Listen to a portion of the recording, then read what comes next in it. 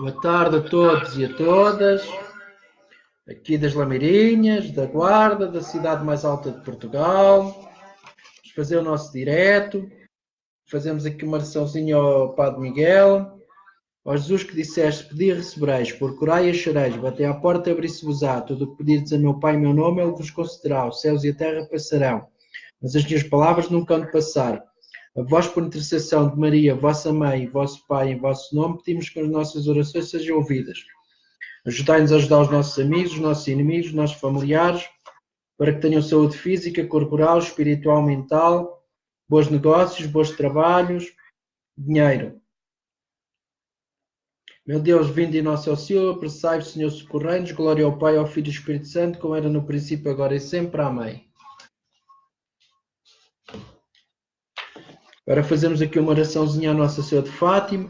Virgem Santíssima, que nos montes de Fátima vos dignaste a revelar aos três pastorinhos os tesouros das graças que podemos alcançar rezando diariamente o Santo Rosário, ajudai-nos a apreciar sempre mais esta santa oração, a fim de que, meditando nos mistérios da vossa redenção, alcancemos as graças que incessantemente vos pedimos.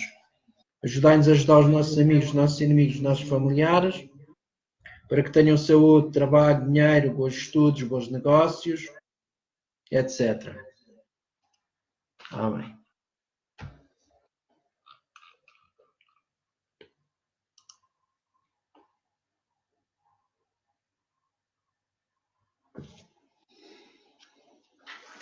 Hoje vamos falar sobre a história das religiões. Um pequeno resumo do Atlas Básico das Religiões, para entendermos melhor como é que a religião surgiu e como é que apareceram. Nestes dias vamos falar acerca disso. A partir do momento em que o homem primitivo é capaz de representar as coisas na sua mente, abre-se um novo caminho que brinda com enormes possibilidades de encontrar respostas que procura. O pensamento e a consciência são os caminhos que transformam o homem em ser inteligente. No início sucedem-se várias etapas que surgem com as crenças espirituais relacionadas com as ocupações dos homens. Primeiro, entre os grupos refletores, nasce o Deus Céu, o Deus do Céu. Mais tarde, quando esses grupos se tornam caçadores, o centro das suas vidas é o Sol, o Tótem, um espírito protetor, com a forma animal, como com a pastorícia e a agricultura, as crenças religiosas orientam-se para a fertilidade da terra e dos animais. As deusas mãe, símbolos da mãe terra que surgem como depositárias do mistério da fecundação e fertilidade da natureza. O Deus do céu passa nessa altura a ser o primeiro dos deuses e aquele que possui o segredo da vida. As cidades e a religião. No ano 3500 a.C. começam a ser construídas grandes cidades do Vale do Indo, do Tigre, do Eufrates, da Mesopotâmia, do Nilo, do Egito, em Yuan, na China, paralelamente à evolução urbana e os progressos tecnológicos. Os contactos entre os povos, neste contexto, as crenças religiosas favorecem o aparecimento de sacerdotes e reis sagrados, verdadeiras encarnações da divindade. Neste momento histórico tem início a construção dos grandes templos e os mitos rituais e festividades assumem importância. A religião torna-se mais complexa e abstrata, tirem maior importância aspectos como o sofrimento individual, o sentido da vida e da morte, a vida do além, etc. Tudo isto dá origem à necessidade de registrar e transmitir às gerações futuras. Aí nascem os primeiros livros sagrados. Filósofos e profetas, durante o século VI, IV, VI e V a.C., há-se o aparecimento dos chefes religiosos, cujas mensagens e doutrinas originam algumas religiões importantes. Na Pérsia surge Zoroastro, fundador do zoroastrismo. Na Índia surge o Siddhartha Gautama, o Buda, o iniciador do budismo, e Minerva, o criador do jainismo. Na China, o filósofo Confúcio lança as bases do confucionismo. Paralelamente, os filósofos gregos vinculam a filosofia e a religião, enfatizando a razão humana, e os profetas hebreus de Abraão e Moisés desenvolvem o corpo do judaísmo. Estas religiões fundadas por Jesus e por Maomé vão determinar com o tempo o caráter da natureza das duas concepções distintas da civilização. O universalismo. As grandes religiões apostólicas ou missionárias, como a budista, a cristã e a muçulmana, adotaram um caráter mais universal, isto é, aberto a qualquer ser humano. O objetivo final desta religião não reside neste mundo, mas sim no céu, no paraíso ou no nirvana. São o cristianismo que se difunde a partir da Europa, a fé muçulmana que se faz a partir da Península Arábica e o budismo a partir da Índia, avançando até à China e ao Japão. Novas terras conquistadas, os avanços científicos e tecnológicos irão progressivamente a uma certa vantagem económica, militar aos países da tradição cristã. Desta forma, o Ocidente tenta impor outras culturas e a sua concepção cristã do mundo, com esta ciência, cultura e as formas de organização social chegadas à era da globalização.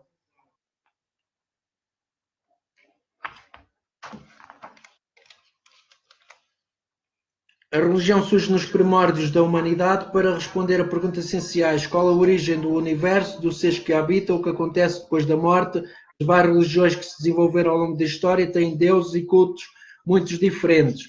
No entanto, apresentam elementos comuns que permitem agrupá-los em sistemas básicos: animismo, politeísmo, monoteísmo e religiões sem Deus. O animismo atribui a alma ou ao espírito aos fenómenos naturais como a chuva, o vento e os trovões, aos animais que a comunidade teme e às plantas com poderes curativos ou alucinogénicos. A comunidade participa ativamente em cerimónias periódicas que incluem oferendas, danças e rituais, e por vezes sacrifícios. Praticam-se ritos funerários, presta-se culto aos antepassados, as pessoas desempenham a função de sacerdotes, são simultaneamente magos, adivinhos, curandeiros. O animismo, surgindo nas primeiras etapas do desenvolvimento da humanidade, continua a ser praticado em algumas zonas da África, Oceania e Sibéria. O politeísmo. No politeísmo existem vários deuses que simbolizam as forças e os ciclos da natureza, como o fogo ou a fertilidade, ações humanas como a guerra ou a morte, ou princípios fundamentais como o céu e o caos. Alguns podem ter mais poderes do que outros, podem ser bons ou maus. As estátuas que representam os deuses têm formas animais humanizadas, são adoradas nos templos, geralmente bons edifícios e belos e grandes, com dimensões. O culto é desempenhado por uma classe sacerdotal personalizada, quase sempre com uma hierarquia. O politeísmo é comum a todas as civilizações da antiguidade, continuando, no entanto, a existir nos nossos dias, como o hinduísmo e o shintoísmo. O monoteísmo caracteriza-se na crença de um único ser supremo, criador do universo, de seres vivos que não podem ser representados através de imagens. Tudo o que o homem consegue imaginar. As três fés leis monoteístas e principais, judaísmo, cristianismo e islamismo, são religiões reveladas, porque têm um início determinado historicamente, quando Deus deu a conhecer a sua existência e os deveres dos homens através de um profeta escolhido, Abraão ou Mamé, encarnado na pessoa de Jesus Cristo para os cristãos, através dos textos sagrados que descrevem esta revelação. Além disso, o monoteísmo cristão e muçulmano cria um juízo final, no fim do mundo, no qual todos os seres humanos serão salvos ou condenados em função da sua existência terrestre. O panteísmo. No panteísmo, o universo, as plantas, os animais e a humanidade são parte da divindade. Não existindo, portanto, um Deus distinto, criador do mundo, nenhuma religião se declara abertamente panteísta, apesar de algumas, como o budismo, conterem elementos desta filosofia, muito comum entre os pensadores do iluminismo no século XVIII. Teilhard de Chardin, em 1881-1955, desenvolveu uma teologia de inspiração panteísta que integrava a ciência e o cristianismo.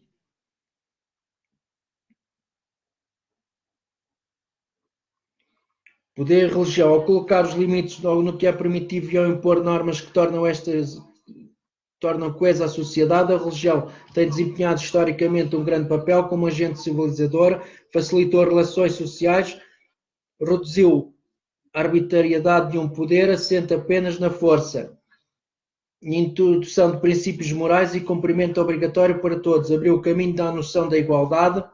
Apesar disso, ao longo da história, a classe sacerdotal fez parte do seu poder económico e político, ao qual deu legitimidade. Por essa razão, as atuais noções ocidentais de democracia e justiça social tiveram de ser elaboradas e implementadas frequentemente à imagem da Igreja. Religiões sem Deus. O budismo, o confucionismo e o taoísmo surgidos vários séculos antes da nossa era, são três doutrinas que prescindem de Deus, mas a sua profunda espiritualidade assemelha-as a um sistema religioso. Existem importantes diferenças entre estas ditas. Apesar de todas constituírem uma via para evitar o sofrimento e alcançar a adaptação do indivíduo à sociedade, enquanto quase todas as outras religiões têm como muitas proibições que incutem o temor aos faltosos, e as doutrinas sem Deus não ameaçam, mostram o caminho que o indivíduo deve seguir para superar as adversidades, estar em paz consigo mesmo e com os outros. Os princípios morais orientam o indivíduo, mas não incluem um código estrito de obrigações e castigos. As religiões no século XIX, no século XXI, digo, nos princípios do século XXI, confirmam-se as tendências iniciadas em décadas anteriores, ou seja, um certo declínio no Ocidente das grandes religiões monoteístas, como o cristianismo, ao que se soma forte crescimento do Islão, uma proliferação de novos movimentos religiosos e de seitas, um aumento considerável do ateísmo entre as classes mais cultas e opulentas. O cristianismo continua a ser a religião com o maior número de fiéis em todo o mundo, acusando, no entanto, a diminuição de vocações e a redução do número de praticantes, sobretudo na Europa. O Islão surge a seguir, cuja difusão decrescente se deve, por um lado, ao financiamento proporcionado por os países muçulmanos, como a Arábia Saudita, e por outro, a sua força como referente político nos países asiáticos e africanos, onde fracassaram as ideologias laicas. O hinduísmo e o budismo mantêm a sua força nos países onde se implantaram historicamente, ao mesmo tempo que se expandem na Europa e América, onde se manifesta a busca de uma espiritualidade diferente da tradicional. O ecumenismo. O movimento ecuménico nasceu no século XX da vontade de promover a cooperação e a unidade entre os vários ramos do cristianismo. Assim, em 1948 foi criado o Conselho Mundial de Igrejas, conta atualmente com mais de 400 membros espalhados por 90 países, com o objetivo de reduzir as diferenças entre as várias confissões, para o qual contribuiu decisivamente o Concílio Vaticano II.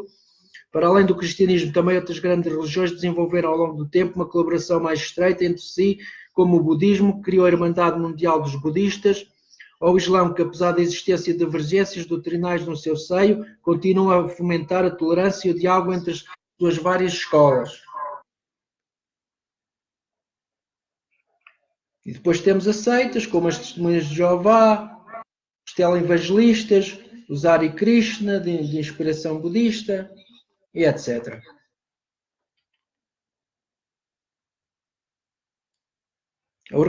As seitas geralmente têm vínculos às regiões tradicionais, dirigidas por um líder carismático, e emerge nos seus adeptos um compromisso total, que muito para além de qualquer laço social entregue às grandes somas de dinheiro, submetem os seus membros a uma disciplina mental férrea, se não mesmo a uma lavagem do cérebro, e prometem paz, amor, felicidade, em troca de entrega e fidelidades totais. O integralismo, ou também chamado fundamentalismo, considera que todas as atividades humanas, sejam coletivas ou privadas, devem ser realizadas segundo princípios religiosos estritos, definidos pelos guardiões da ortodoxia. Para os integralistas só existe uma verdade, a sua, e não pode ser objeto de debate com as outras. As leis devem ajustar-se às normas religiosas estabelecidas desde que os termos em que os primeiros textos codificaram a fé. Qualquer infração destas normas deve ser castigada com severidade, porque leva à degradação moral da sociedade. Atualmente existem no seio de religiões monoteístas e do hinduísmo sectores integralistas que pretendem impor-se nos países onde estas religiões são maioritárias. A doutrina do laicismo predominante no Ocidente baseia-se no princípio de que o Estado e as suas instituições, justiça, educação, sistema político devem manter-se à margem da religião, a qual diz respeito apenas à esfera privada de cada indivíduo. O laicismo do Estado é fundamental para impulsionar a tolerância religiosa e uma democracia. Agora vamos falar um pouco dos mitos e lendas da criação. Desde tempos imemoriais, o homem procurou uma explicação para a origem do mundo e das coisas, tendo desenvolvido um grande número de lendas e atribuiu um caráter sagrado.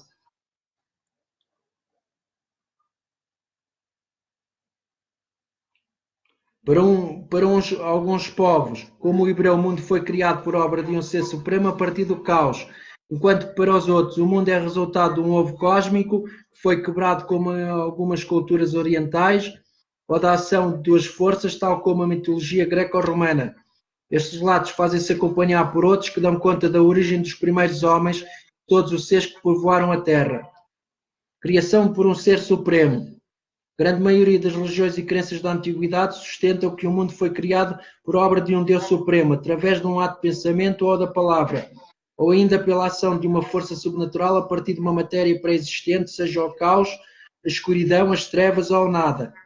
Os antigos egípcios identificaram este princípio criador como Ptah, e os indonésios como Lo, Tagaroa, os Maoris de Nova Zelândia Taki, os maias Unabiku, os babilónios Madruk, enquanto a tradição judaico-cristã atribui a Javé que pôs ordem no caos e separou a luz das trevas e criou o céu e a terra e tudo o que existe.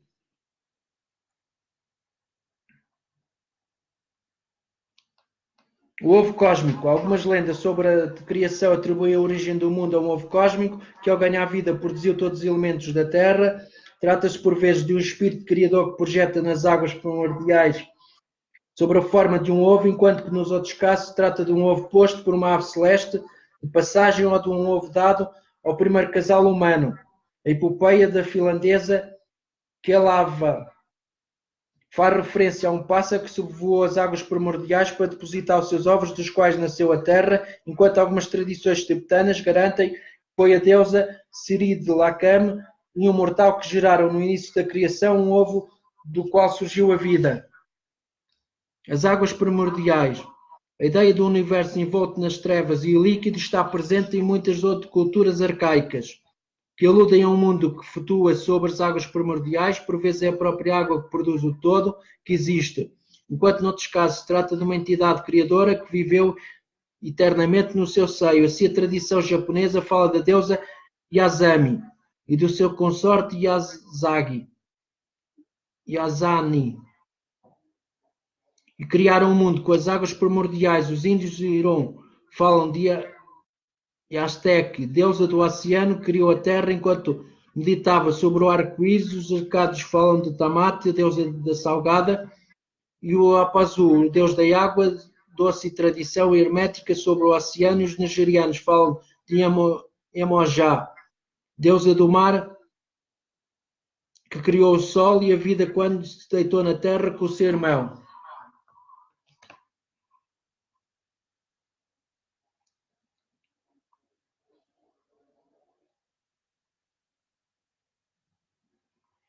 Os casais criadores. Em muitas mitologias, o universo é igualmente dominado por duas forças criadoras, duas divindades ou princípios, com frequência rivais, que se desenvolvem progressivamente no mundo. Nas narrativas egípcias, aparece, por exemplo, o formado Gebo, deus da terra, e Nufa, deusa do céu. Os astecas falam de Quetzalcoatl, o deus do bem, e Tezcatlipoca, o deus das trevas. Os gregos tinham Geia e Urano. Os fenícios Quilopa, primeiro espírito, e Baut, a noite primordial. A tradição zoroástica fala de Azura, Mazada, deus do bem, e seu irmão gêmeo Arim, deus do mal. Primeiro homem. De acordo com a maior parte dos mitos antigos, o primeiro homem foi criado a partir de um ser primitivo. Os deuses celestes criaram inicialmente um ser uniforme, de cujos membros surgiram as formas do mundo, dos homens e dos animais. Assim, entre alguns povos africanos, acredita-se que o primeiro casal humano foi moldado em barro pelo deus Obatala, enquanto que para os indonésios o primeiro homem foi criado a partir de um boneco que o deus tocou com o seu sangue. Por outro lado, algumas culturas acreditam que o homem surgiu de um deus supremo, como é o caso do deus hindu Purusha, ou do vento do gigante, como o nórdico Ymir. Animais e deuses e demónios. A partir da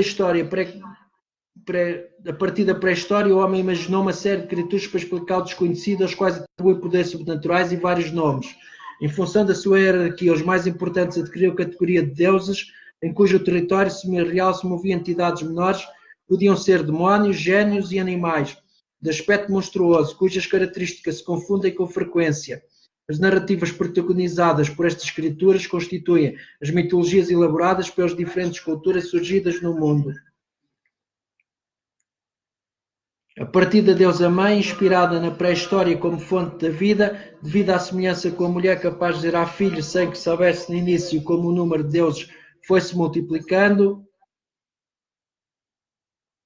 correspondendo a cada deus a um elemento natural, água, terra, vento, corpos celestes ou atos humanos, guerra e morte.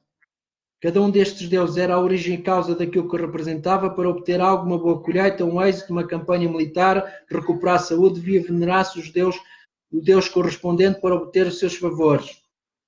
Os deuses celestes relacionados com o céu inacessível eram as divindades principais, quase sempre criadores do cosmos. Como exemplos podemos citar Horus no Egito, Varuna na Índia ou Javé na Palestina. Os demónios são divindades menores ou espíritos que regem os destinos de um homem, cidade ou região, ao contrário da tradição judaico-cristã que os considera anjos caídos no inferno. Os demónios da antiguidade podiam ser benévolos ou maléficos. Na Mesopotâmia podiam agredir o homem e também ser responsável pelos eclipses da lua ou desastres climáticos. A Avesta, o livro sagrado do zoroastrismo persa, dedica-lhes uma secção completa. Os antigos gregos confiam-nos por baixo da terra, mas por vezes mostravam-se favoráveis aos homens. Os deuses ressuscitados, os deuses que morriam para ressuscitar, são frequentes nas regiões da antiguidade. Geralmente eram associados aos ciclos anuais das estações e da vegetação, influenciavam a ideia de reencarnação ou a transmigração de almas. Fortaleceram também a crença de que os humanos, depois da morte, continuavam uma existência diferente num além desconhecido, que, no entanto, mitologias como a grega ou romana e egípcia deixaram entrever. Osíris no Egito, Persefone na Grécia e Shiva na Índia são exemplos de divindades que transitam entre a vida e a morte. Na região judaica, Lide, um demónio feminino moldado em barro, foi a primeira esposa de Adão antes de ser expulsa do paraíso por Eva, mulher nascida da costela do primeiro homem, de quem descenderia toda a humanidade. Os génios. Nas regiões mais antigas, os génios são seres sobrenaturais que dependem dos deuses, apesar de terem também uma existência autónoma, manifestam-se como homens na sua vida cotidiana e têm reações imprevisíveis em função do seu humor neste momento. Existem génios da natureza e também do casamento e do nascimento. Eram praticados rituais mágicos para se obter os seus favores. Na Mesopotâmia, eram representados com corpo humano, cabeça de pássaro, asas, ou corpo de touro ou cabeça humana. No Ocidente, personificam as paixões, as artes e as ciências sob a forma de crianças com asas. Monstros e animais místicos. Todas as grandes culturas da antiguidade povoam o seu universo místico com monstros e animais fabulosos das mais diversas espécies, que refletem as suas angústias, anseios e terrores, que atuavam como intermediários entre os homens e os deuses. As suas formas e atributos são limitados. Muitas vezes encaram as forças irracionais e selvagens da natureza, como temidos monstros marinhos, noutras encarnam qualidades divinas, como centauros, as górgoras ou as esfinges. São inimigos a vencer, os obstáculos que é preciso superar, os adversários a vencer, tal como explica a lenda de Hércules, conseguiu matar a terrível Hidra, um monstruoso ser de 9 cabeças que ameaçava a pacífica cidade de Argos.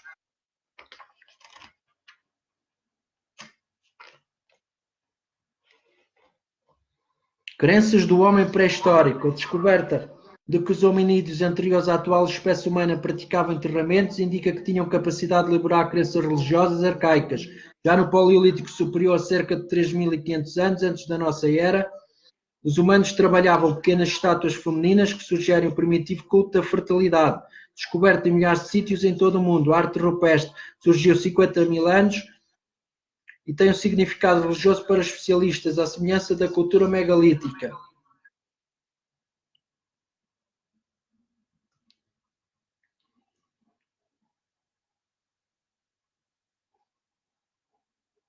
Ao enterrar os mortos, os homens pré-históricos acreditavam no espírito e no mundo capaz de o acolher, dois elementos indispensáveis para o desenvolvimento de qualquer religião. nos sítios dos enterramentos, descobriram-se objetos do uso cotidiano, pelo que os cientistas acreditam que os homens daqueles tempos elaboraram relatos sobre o além, mitos.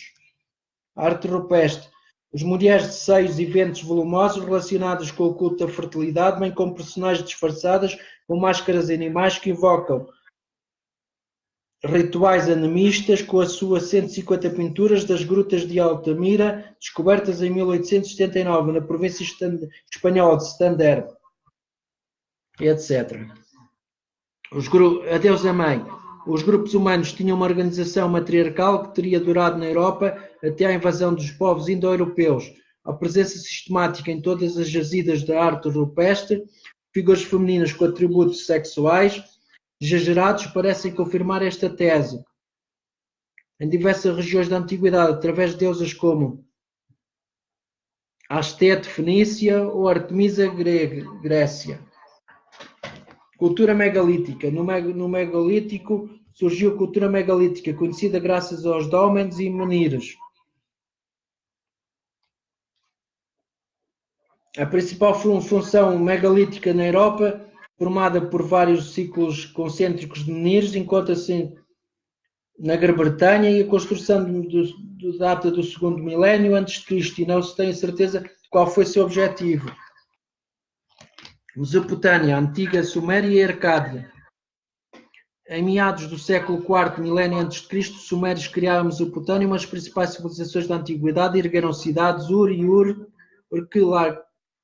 Lagash, desenvolveram sistemas de rega e foram grandes comerciantes. Cada cidade era governada por um rei, apoiado numa classe sacerdotal, intérprete de uma religião politeísta de inspiração mágica, até que em 2300 a.C. os arcádios unificaram a religião e implantaram um sistema religioso muito similar ao dos sumérios, que depois fala da origem da criação. Panteão sumério. Para além dos três deuses principais, Anu, Enlil e Nik, os sumérios acreditavam em muitos outros deuses, relacionados com as cidades e elementos naturais e ciclos vitais.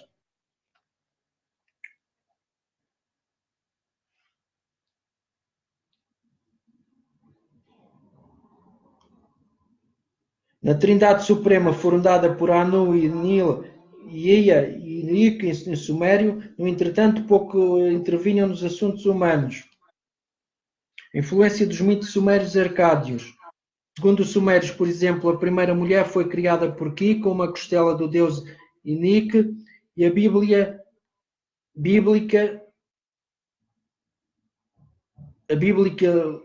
luta fratricida entre Cam e Abel apresenta muitas semelhanças com a luta entre o deus do inverno e do verão, com a luta protagonizada pela deusa dos cereais e pela deusa do gado.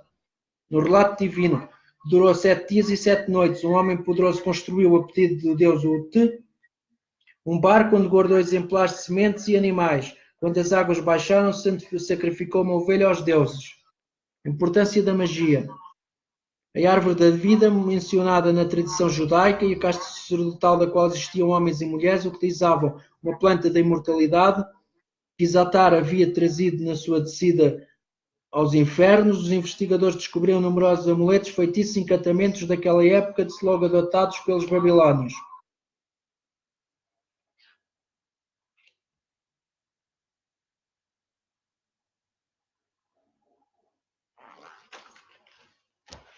Deuses da Babilónia e Assíria.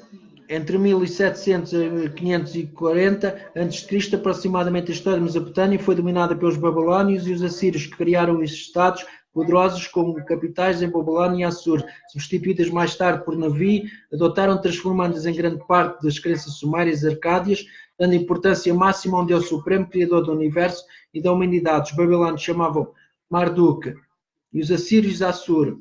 Em ambos os casos, a magia e a adivinhação desempenhavam um papel essencial.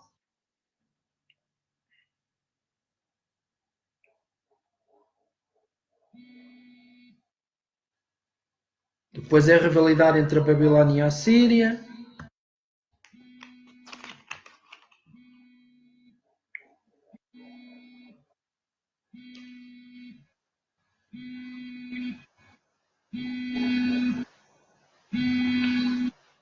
As crenças assírias derivam das sumérias e babilónicas, com as quais frequentemente se confundem. A adivinhação era utilizada da forma corrente na Babilónia e na Assíria, tanto pelo povo como pelos altos dignatários do Estado, aqueles que encarregados de comunicação com os deuses para revelar o futuro de modo individual ou coletivo. Usavam de grande prestígio social, a consulta era realizada através da observação das entranhas de animais, de azeite na água, de fumo, do incenso ou do voo das aves. Os maus presságios podiam ser alterados recorrendo a rituais de purificação. Deuses e cultos do Egito Antigo. Desde o início do terceiro milénio a.C. até à sua conquista, em 332 a.C., por Alexandre Magno, floresceu no Egito a civilização que teve a religião na sua manifestação mais brilhante. Os egípcios desenvolveram um complexo sistema politeísta centrado no deus solar e no culto dos mortos, encarnado nas pirâmides e na mumificação. No topo da costa sacerdotal hierarquizada e profissional figurava o faraó considerado o filho do sol.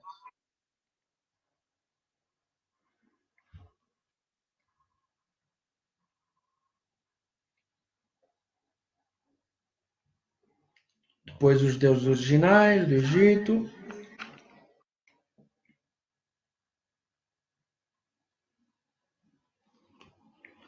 Em relação ao culto dos mortos nos egípcios, procedia-se à mumificação dos mortos para que o corpo permanecesse intacto. Depois de morta, a pessoa passava para uma região misteriosa, canavial, onde se metia ao julgamento de Osíris, perante o Deus e os seus assessores. O morto tinha de justificar os seus atos e reconhecer as suas faltas. A veracidade do seu retrato era afetada pesando o seu coração, tarefa desempenhada por Tote e Anubis.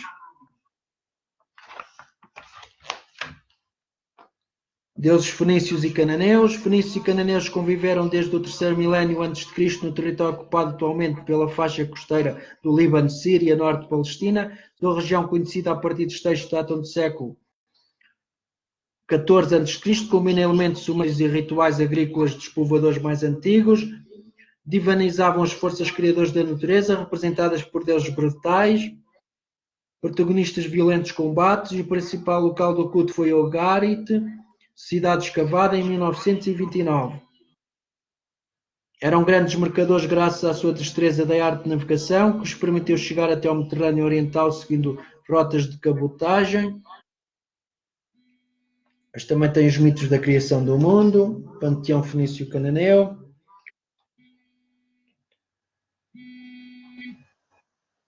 Nos tempos onde se prestava o culto à estátua e à sacerdotisa, exercia-se a prostituição sagrada. As regiões da Grécia Antiga, a mitologia grega profundamente assimilada em grande parte por Roma, criou deuses humanizados com poderes sobrenaturais para que não eram onipotentes. Essa concepção favoreceu o desenvolvimento do pensamento clássico, cujos princípios aos quais deve ser acrescentada a tradição judaico-cristã, formam ainda parte da cultura ocidental. Deuses e heróis, movidos por paixões humanas, intervinham nos assuntos terrenos, tal como se pode ver na Ilíada e na Odisseia, os poemas épicos atribuídos a Homero.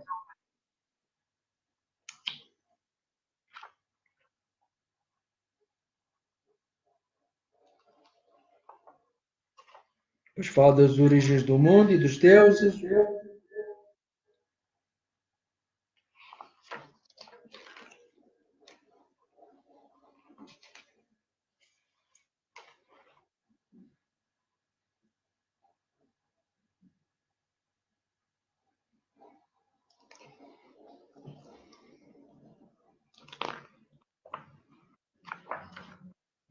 Os deuses de Roma, a partir do século IV a.C., os romanos e até aí tinham seguido práticas religiosas etruscas, adotaram com alterações a mitologia grega. A religiosidade dos romanos adota formas estatais, a exaltar a deusa Roma, símbolo da cidade, e ao celebrar grandes cerimónias em honra dos deuses para festejar as vitórias militares ou a chegada de poder às autoridades máximas. Paralelamente às grandes divindades, o povo presta culto aos deuses tutelares. Com a chegada do Império propagam-se vários cultos mistéricos e o imperador é exaltado.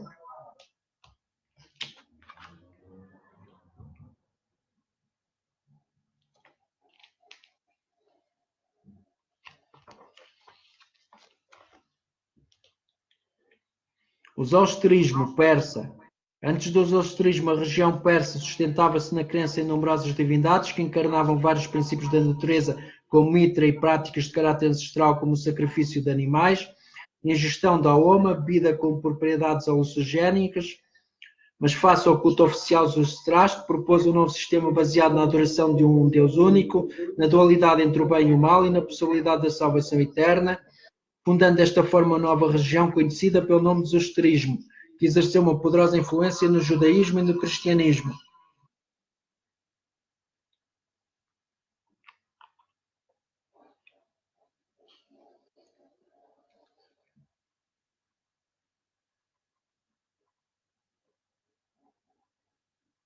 O zoroastrismo defende favorecer o bem, porque através de uma conduta sincera e justa poderá-se apresentar no juízo final com uma esperança de alcançar a felicidade eterna.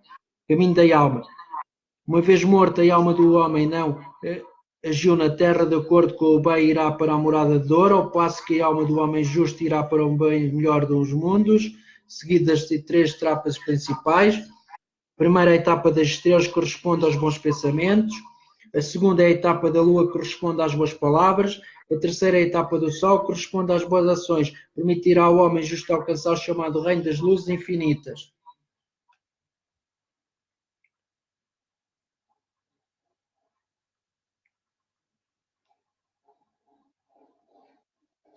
A importância dos rituais. Vários rituais reforçam a nova religião fundada por Zoroastro, entre eles a oração e a meditação em frente do fogo, considerado o símbolo do zoroastrismo, ocuparam uma posição central.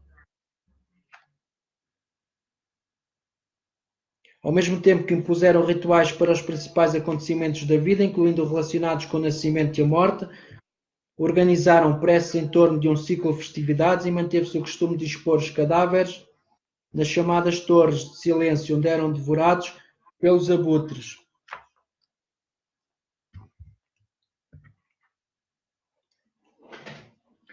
As crenças da China antiga. Muitas das crenças, princípios e doutrinas das grandes religiões asiáticas, como o confucionismo, o taoísmo e o budismo, são uma mistura de tradições e práticas ancestrais, algumas das quais remontam ao segundo milénio antes de Cristo, quando apareceram na China a escrita, o carro de guerra, a meteorologia do bronze e do sistema de numeração decimal. Este seria o caso, entre muitos outros, do culto Tian, fixado na dinastia Shang, e do sistema cósmico Ying, do Yang, estabelecido na dinastia Zhou. Os ossos do oráculo. A adivinhação era assim, com as carapaças dos animais. Sacrifícios humanos, para além da adivinhação através dos ossos dos animais, o sacrifício de seres humanos foi outra das práticas habituais da China antiga. Alguns desses sacrifícios parecem estar relacionados com rituais de consagração de edifícios, ao passo que outros estavam relacionados com o culto funerário. É o caso de alguns túmulos de reis pertencentes à dinastia Shang. O culto de Tian, o culto ancestral do grande deus Shang-Di, que mostrava muito inacessível ao homem, foi substituído na época de Shang pelo culto de Tian, que regia alguns espíritos dos mortos e concedia o mandato do céu. A pessoa ou dinastia considerada digna de governar quando Tian ficava descontente com o soberano, semeava o caos através de rebeliões e todo tipo de desastres naturais. Forças opostas e complementares. Depois da dinastia de Shang, a China foi governada pela dinastia Zhou, que estabeleceu um novo método divinatório cujas técnicas eram especificadas no I Ching, também chamado livro das mutações, consulta da manipulação dos pauzinhos muito leves, cujos números pares ou ímpares permitiam construir figuras compostas por 6 linhas contínuas. Em função das especialidades da mutação de cada uma das linhas, quer femininas Yin, quer masculinas Yang, portanto, com este sistema acreditava-se na existência de uma harmonia universal manifestada por uma polaridade de princípios opostos e complementares. Os 5 elementos. Durante a dinastia Zhou foram lançadas as bases de uma nova concepção do universo em função de tudo o que existe, incluindo os seres humanos, natureza, céu. É constituído por 5 elementos: fogo, madeira, metal, água e terra. Quando combinados todos adequados, produzem harmonia e prosperidade. No entanto, cada destes 5 elementos não é visto como algo concreto, mas antes como potências, agentes ou forças que dão origem a processos de evolução universal e que influenciam desta forma o curso da história. E ficamos por aqui. Amanhã seguimos aqui pelo hinduísmo. Vamos lá às perguntas. Para fazer as leituras. Então não há perguntas? Ninguém diz nada? Então passamos a outro tema. Achamos aqui mais umas simpatias. Simpatia da maçã. Apanhe uma maçã e um pedacinho de papel branco, escreva nesse papel o nome da pessoa amada, faça um furo, um pedacinho do papel com o nome escrito, tapa esse buraco com mel e açúcar, vá até um jardim público, coloque-o de costas, atire a maçã por sobre a cabeça, retire-se sem olhar para trás e não retorne a esse lugar durante 7 dias. Para manter o namorado, no dia dos namorados, compre uma gravata azul, dê de presente ao seu namorado, no momento em que ele abrir o embrulho para ver o presente, pega a gravata e, brincando, diga-lhe que vai colocá-la sobre ele para ver como fica, mesmo que ele esteja vestindo camiseta. Faça o laço na gravata, mentalizando um futuro casamento com muita felicidade entre ambos.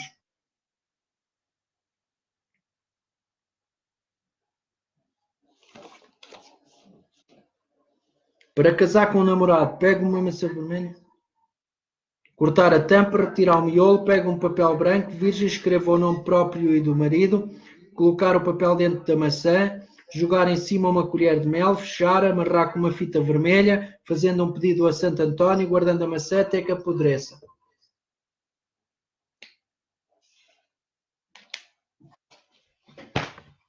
Simpatia já estão.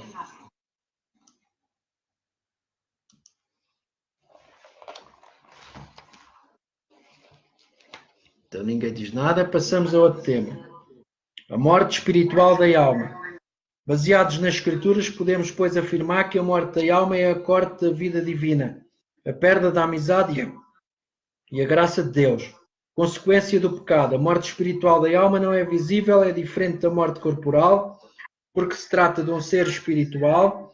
Não temos neste mundo acesso nem conhecimento perfeito das realidades espirituais, alma, anjo, purgatório, inferno, céu, Deus, etc. Vejas o caso de Adão e Eva, no dia em que pecaram, morreram. Ou seja, perderam a graça de Deus. Gênesis 2, 16, 17. No caso do filho pródigo, diz o Evangelho que andava morto pelo pecado, mas ao arrepender-se, Deus restituiu-lhe a vida divina, a graça. Lucas 15, 18, 32. Tiago 1, 15. Romanos 8, 6, 7. 6, 23. Jesus afirmou que a alma na graça de Deus nunca morre. João 8, 52, 6, 50, 51. Todos, bons e maus, ressuscitarão e verão Jesus. Vai chegar a hora em que todos que estão nos túmulos ouvirão a sua voz e os que tiverem praticado boas obras sairão, ressuscitando para a vida, e os que tiverem praticado o mal hão de ressuscitar para a condenação. João 5, 28, 29. Apocalipse 7.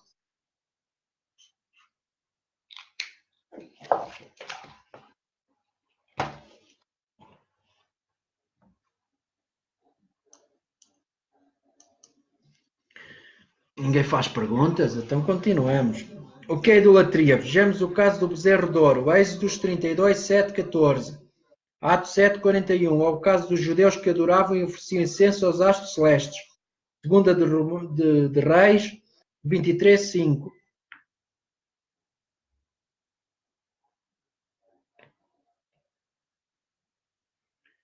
Quando vires o sol e a lua, as estrelas e toda a milícia celeste, não os adores.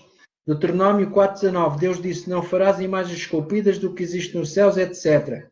Êxodos 24, 5. Há gente que não entende bem esta proibição. Pensam tratar-se das imagens de Jesus, dos anjos e dos santos. Na realidade, Deus não se refere a essas imagens. Refere-se aos astros celestes. Como poderia Deus condenar as imagens dos anjos e, por outro lado, recomendá-las com tanta existência para o templo? Nestas imagens estão, sim, implicitamente aprovadas por Deus todas as imagens sagradas. Eis alguns exemplos. Farás 2 querubins anjos de ouro, cobrindo o propiciatório com os rostos. Ezequiel 25, 18, 22, 37, 7, 9, 2. Crônicas 3, 7, 10, 5. 8. 1 de Reis 6, 23, 35. Ezequiel 41, 17, 20, 25. Sobre a arca estavam querubins da glória que cobriam com a sua sombra o propiciatório.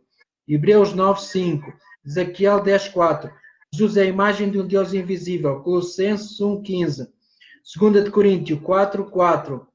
Com efeito, a sua imagem é incontestavelmente a imagem do Deus invisível, portanto, merece o nosso redobrado respeito. João 14, 9.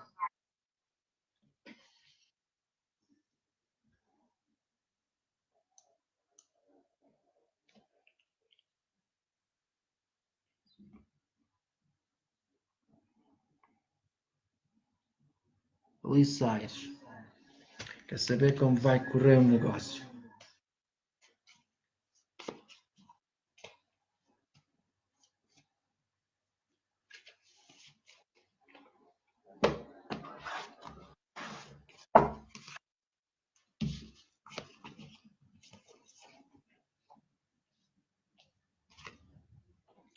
O negócio que tens em mente vê-se com algumas dificuldades, mas depois tudo para correr bem. Está bastante favorável.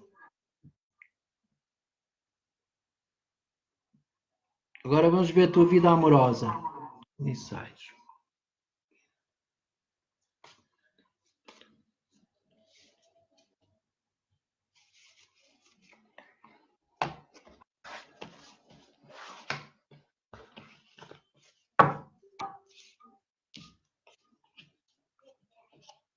A tua vida amorosa também vai melhorar.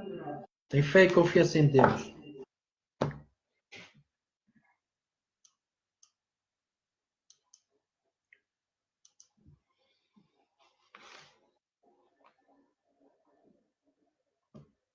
Bem, como hoje é o dia do... Sexta-feira é o dia do Islão, vamos ler aqui um versículo, um capítulo do Alcorão. Sem dúvida que a outra vida será melhor para ti do que a presente. Alcorão Sagrado 93, 4.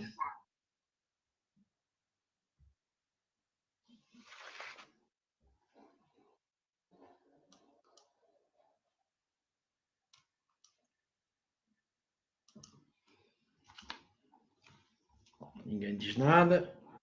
O Sheol, Hades ou habitação dos mortos não significa sepultura. A Bíblia fala-nos da habitação dos mortos, que também se traduz por Sheol, Hades, inferno e sepulcro. Atos 2, 27, 31, Números 16, 33, Salmos 16, 10, 49, 15, 16. Na Bíblia dos Capuchinhos, Salmo 15, 10, 48, 15, 16, os judeus imaginavam esse mundo dos mortos um lugar de trevas, escuridão nas profundezas da terra. E esse mundo está relacionado com a passagem que diz: Cristo morreu segundo a carne, mas foi vivificado no Espírito. Foi com esse Espírito pregar aos espíritos que estavam no cárcere. 1 Pedro 3, 18, 24, 6.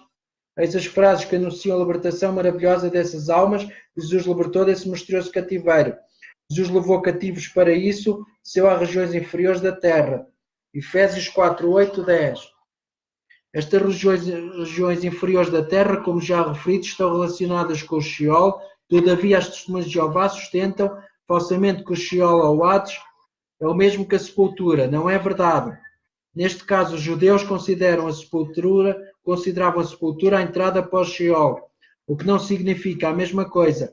Por outro lado, é loucura acreditar que a sepultura era o cárcere das almas, a quem Jesus pregou e de onde levou cativos. Esse mundo, onde as almas prisioneiras esperavam a libertação salvadora de Cristo, pertence aos mistérios de Deus e a Bíblia encerra esses mistérios. Portanto, analisamos um texto que descreve um impressionante castigo ligado a esse mundo misterioso. Efésios 4, 8, 10. Eis o relato dessas realidades. A terra abriu a sua boca e os engoliu, a eles e suas famílias, bem como todos os homens de Coré e todos os seus bens. Serão vivos ao Sheol. Seus gritos fugiram de todos os filhos de Israel que se encontravam ao redor deles e diziam: que a terra não engula a nós também. Número 16, 30, 35. Neste texto é a Bíblia de Jerusalém. Convém explicar que a Bíblia dos Capuchinhos, quando se refere ao Sheol, Hades traduz sempre por habitação dos mortos, mas só neste caso traduz por sepulcro. Contudo, essas expressões simbolizam perfeitamente essa realidade que a Bíblia de Jerusalém e outras traduções bíblicas chamam Sheol ou Hades. Job, na sua grande provação, também se refere ao Sheol dizendo: Bem sei que me levais à morte, o lugar Sheol, onde se reúnem todos os mortais. Job 30, 23. Caro leitor, não sejas seduzido por estas doutrinas que surgem por todo o lado, ofuscando e adulterando a verdade e a beleza deslumbrante da Bíblia.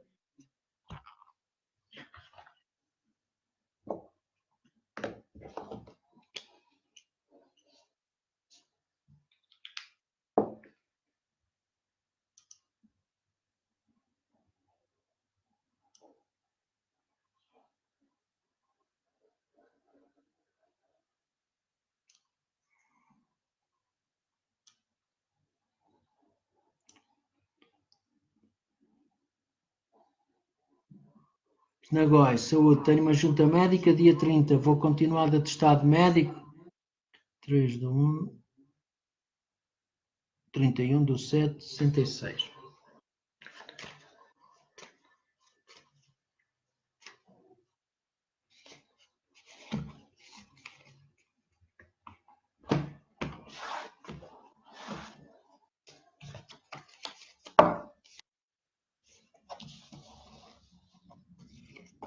Sim, vais continuar. A partir da sim. Chinagóis.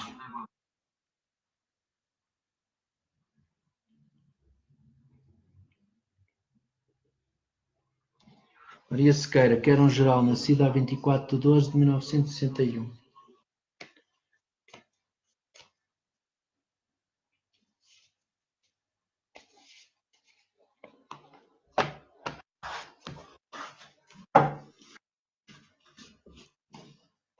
Aqui num passado mais distante as coisas não correram bem. Presentemente, recomendo alguma cautela, mas tudo no bom caminho. Seguro morreu de velho, vai mais prevenir que remediar.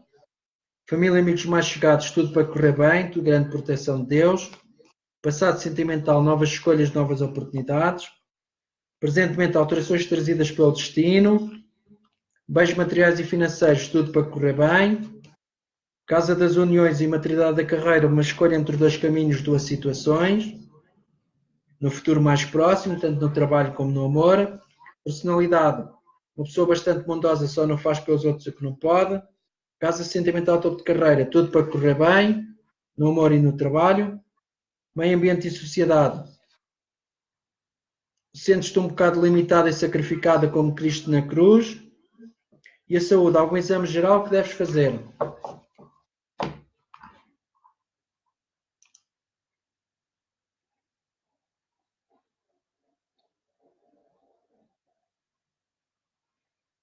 Vanessa Costa, gravidez e amor.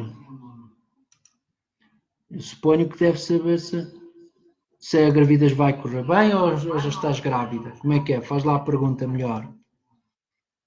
Vamos para já, vamos ver o amor. 19 de 10 de 90.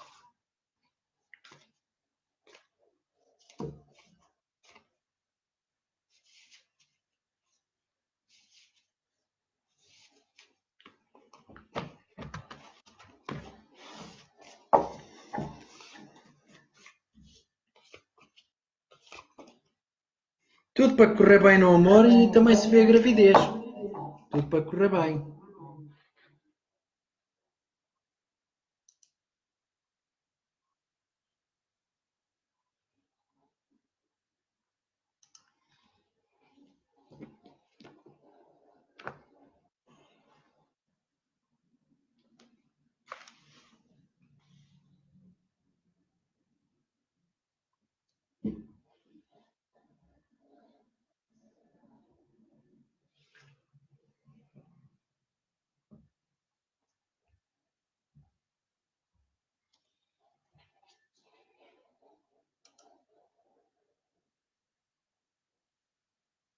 À partida sim, estás grávida. Se não estás, vai ficar em breve. Pode ser que eu me engane, mas não me parece. Hoje na liturgia diária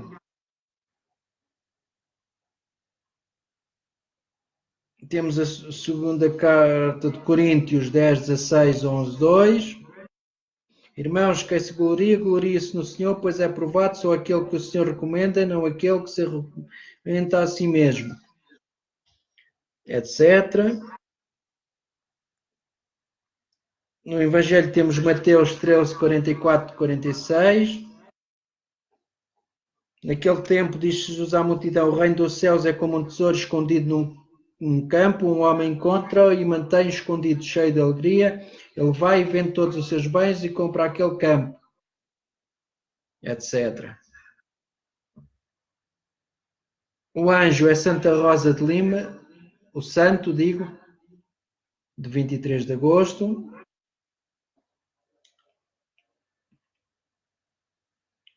É a primeira santa da América do Sul, padroeira do Peru, Ilhas Filipinas e toda a América Latina. Nasceu em Lima, Peru. Filha de pais espanhóis.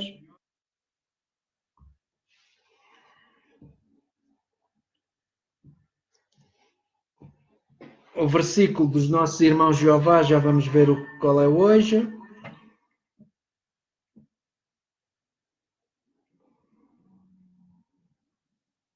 Seus olhos se abrirão e vocês serão como Deus.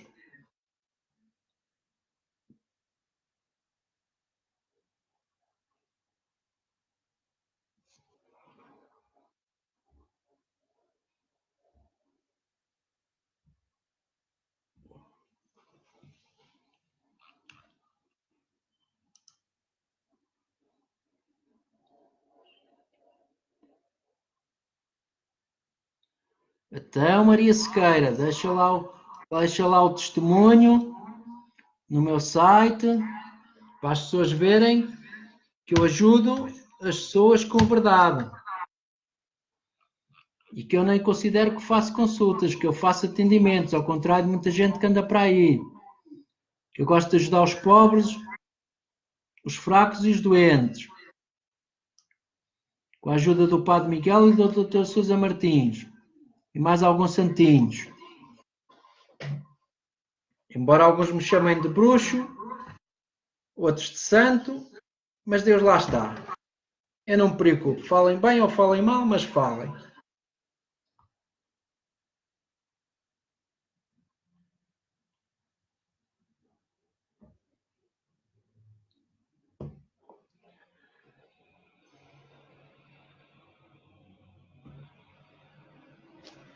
Vamos falar aqui do livro de Mórmon, que é um pouco desconhecido, que é o resumo do livro de Mórmon para as crianças. Lá lhes disse a Nefi que o Senhor queria que ele e os seus irmãos voltassem a Jerusalém. Eles deveriam conseguir as placas de latão que estavam com um homem chamado Labão. As placas de latão eram registros importantes que falavam sobre o antepassado de lei e continham as palavras de Deus reveladas pelos profetas.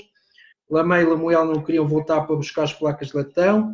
Eles diziam que seria muito difícil, eles não tinham fé no Senhor.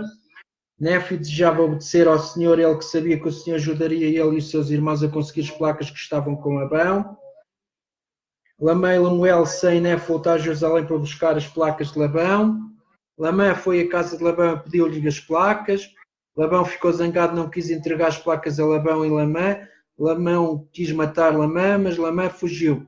Lamé contou a seus irmãos o que havia acontecido, ele estava com medo, queria desistir e voltar para junto de seu pai no deserto. Nefi disse que não voltaria essas placas de latão e disse aos irmãos que conseguiriam as placas se tivessem mais fé no Senhor. Nefi e seus irmãos voltaram à sua antiga casa em Jerusalém, pegaram o ouro e a prata que tinham para ir trocar pelas placas. Eles mostraram a sua riqueza a Labão, que perguntava se ele queria trocá-los pelas placas de Labão. Labão viu que o ouro e a prata, tomou tudo para si, expulsou Nefi e seus irmãos. Labão ordenou a seus homens que matassem os filhos de Lei. Nefi e seus irmãos correram e esconderam-se em uma caverna. Labão ficou com o ouro e a prata deles. Lamé e Lamuel ficaram zangados com Nefi, bateram em Nefi e Sam com uma vara. O anjo apareceu e pediu a Lamé e Lamuel que parassem. O anjo disse a eles que o Senhor os ajudaria a conseguir as placas. Ele também disse que Nefi seria líder de seus irmãos. Nefi pediu a seus irmãos que tivessem fé no Senhor e que não tivessem medo de Labão e de seus homens. Nefi incentivou-os a voltar a Jerusalém. Naquela noite os irmãos de Nefi ficaram escondidos ao lado de fora da montanha, enquanto Nefi entrava disfarçava entrava na cidade, foi à casa de Labão. Ao aproximar-se da casa de Labão, Nefi viu um homem bêbado caído no chão, era Labão. Ao ver a espada de Labão, Nefi apanhou o Espírito Santo, disse a Nefi que matasse Labão, mas Nefi não queria matá-lo. O Espírito Santo pediu mais uma vez a Nefi que matasse Labão e que levasse as placas à família de Lei. precisava das placas para aprender o Evangelho. Nefe obedeceu ao Espírito Santo e matou Labão. Depois vestiu roupas e colocou a armadura de Labão. Nefe foi à casa de Labão, encontrou Zora, servo de Labão. Nefe parecia com Labão e falava com ele. Ele ordenou a Zora que fosse buscar as placas de Labão. Zora pensou que Nefe fosse Labão e entregou-lhe as placas. Nefe ordenou a Zora que o seguisse. Lamuel e Sam viram Nefe voltando e ficaram com medo, pois pensaram que fosse Labão. Eles saíram correndo, mas pararam quando ouviram a voz de Nefe e chamá-los. Zora percebeu que Nefe não era Labão, tentou fugir. Nefe segurou e prometeu que não lhe fazia mal e que o acompanhasse ao deserto.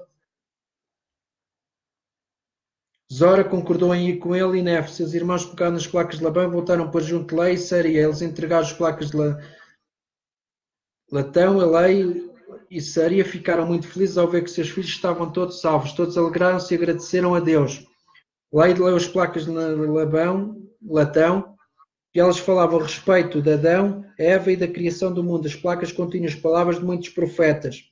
Lei e Nefe ficaram felizes por terem obedecido ao Senhor, conseguido as placas de Latão. A família de Lei guardou as placas para levá-las na viagem e assim ensinar os filhos os mandamentos registados nela.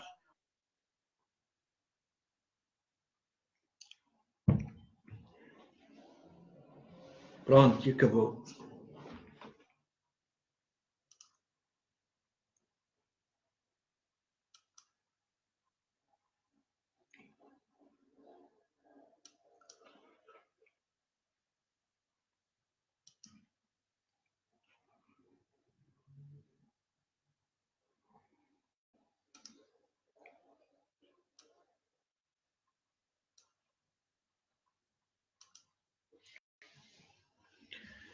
Se eu não responder aqui no direto, se não fizer a leitura,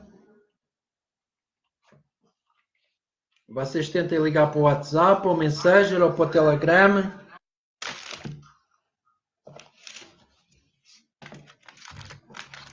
Eu respondo a toda a gente.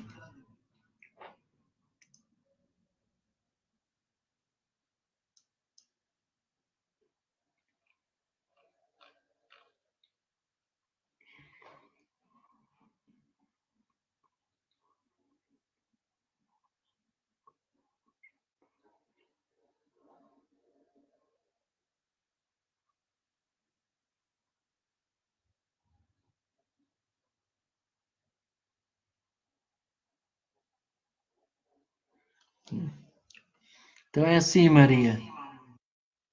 Alcino Ramadas.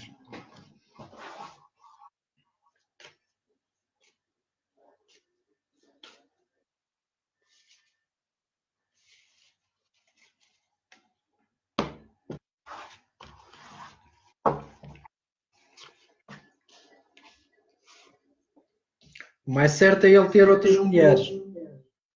A certeza só tem Deus.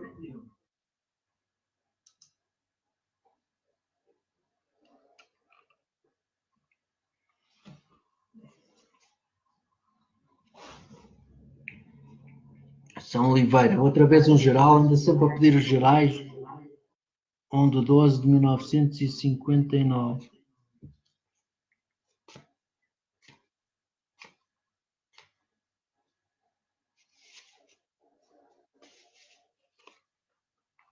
Vocês querem mudar o futuro, mas as coisas não mudam assim de um dia para o outro. Então, São Oliveira, é assim, aqui no passado as coisas estiveram equilibradas, presentemente alterações trazidas pelo destino, família e amigos mais chegados, tudo para correr bem. No passado mais distante, as coisas ressurgiram das cinzas, tiveram más, presentemente se calhar caminham aqui para um divórcio, vocês não se entendem. Bens materiais e financeiros, as coisas estão fracas. Casa das uniões e maturidade da carreira. Novas escolhas, novas oportunidades. Uma escolha entre duas situações. Aqui a personalidade. Gostas muito do teu mundo, gostas de controlar tudo. Casa sentimental, topo de carreira, tudo para correr bem no amor e no trabalho. Num futuro mais distante. Meio ambiente, sociedade, grande sorte, tudo para correr bem. e a saúde, alguma doença física ou mental.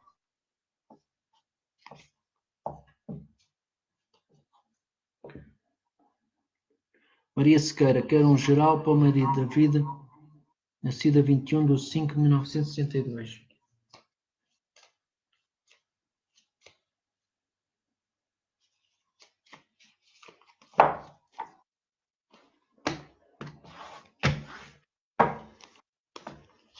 Então é assim, Maria Sequeira, pode a vida. Aqui no passado mais distante as coisas correram bem, presentemente tudo a correr bem, família e amigos mais chegados, as coisas equilibradas sem grandes evoluções, passado sentimental, alterações trazidas pelo destino, presente sentimental, tudo a correr bem, bens materiais e financeiros, uma escolha entre dois caminhos, duas situações,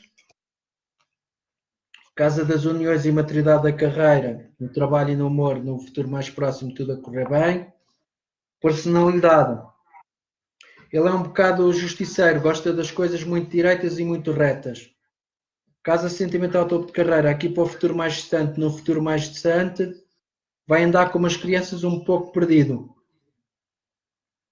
Meio ambiente e sociedade. É preciso aprofundar mais os conhecimentos e também mostra alguma sabedoria.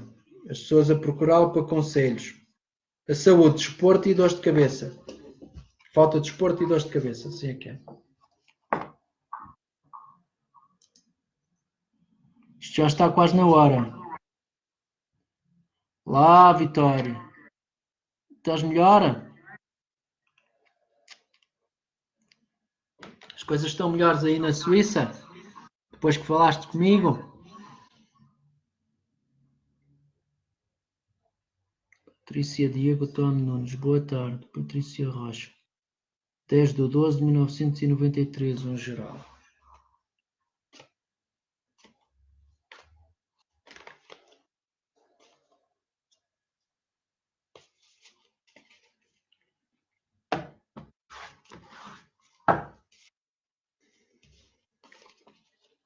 Aqui no passado, uma escolha entre dois caminhos, duas situações. Presentemente, tudo para correr bem, contactos com o estrangeiro, família e amigos mais chegados.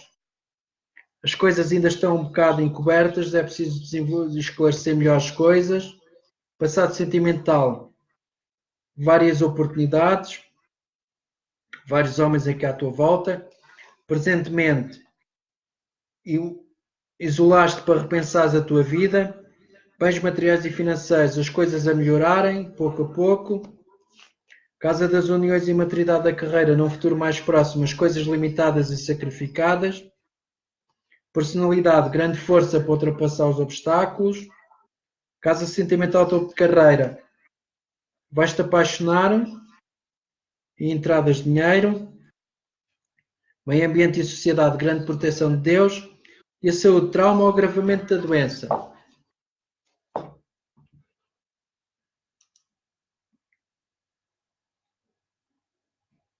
Nada, Vitória. Pronto. Hoje o direto acabou. Amanhã não devo, se não tiver tempo não faço. Se calhar aos sábados e aos domingos eu raramente faço.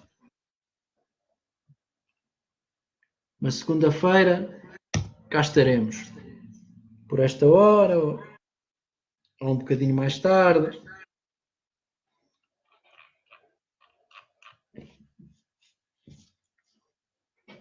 Tenho o contacto a quem eu não atendi. Tento no Messenger, no WhatsApp ou no Telegram. Ou para o telemóvel, que o número é o mesmo.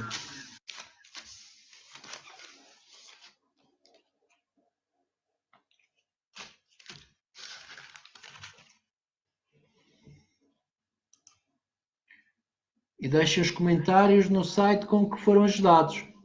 No site, vá. Já lá há alguns comentários de algumas pessoas. Então vá. Até segunda em princípio.